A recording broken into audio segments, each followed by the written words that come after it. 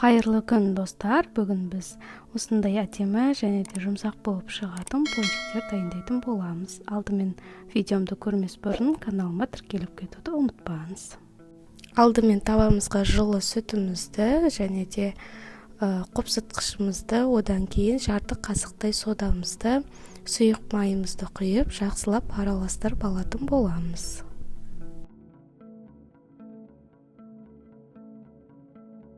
Енді үстіне қантымызды, содан соң сетадан өткізген ұнымызды салып, жұмсақ қамыр илейтін боламыз.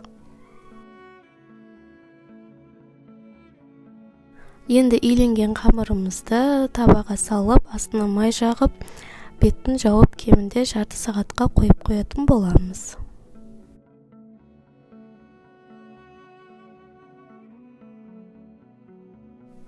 Мінекей менде осындай болып көтеріліп шықты. Енді осы қамырымызды екіге бөліп алатын боламыз.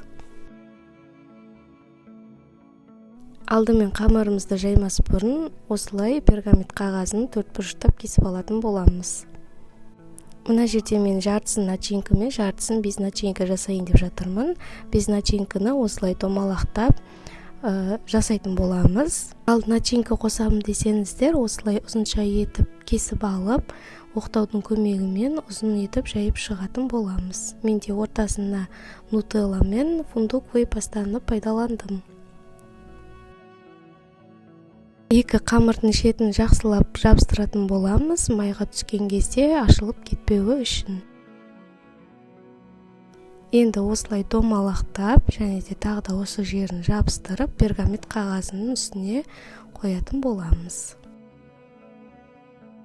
Енді біз без начинкасы жасаймыз. Ол үшін осылай оқтаудың көмегімен аздап қана жайып алып, ортасын осылай тесіп шығатын боламыз.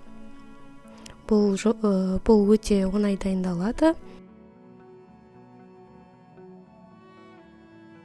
Қызып тұрған майымызға осылай біртіндеп сала отырып, кейін пергамент қағазын алып тастайтын боламыз. Бұл пергамент қағазы пончиктеріміздің формасын бұзып алмауына көмектеседі.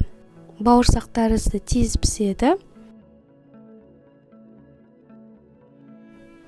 Пончиктерімізді безендіруге осындай ақ шоколад пен молочный шоколадты ерітіп алдым, және де осындай краситель қолданатын боламын.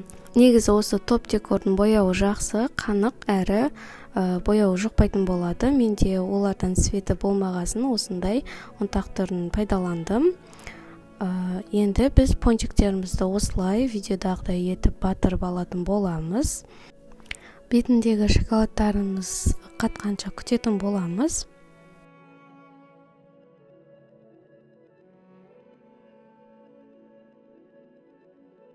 Пончиктарымызға әдемілік беру үшін осындай кондитерский посыпканы пайдаландым, немесе ақ шоколадты жүргізіп өтсеңіздер болады. Мінекей біздің пончиктеріміз дайын болды, өте тәмді, сондай тәтті болып шықты.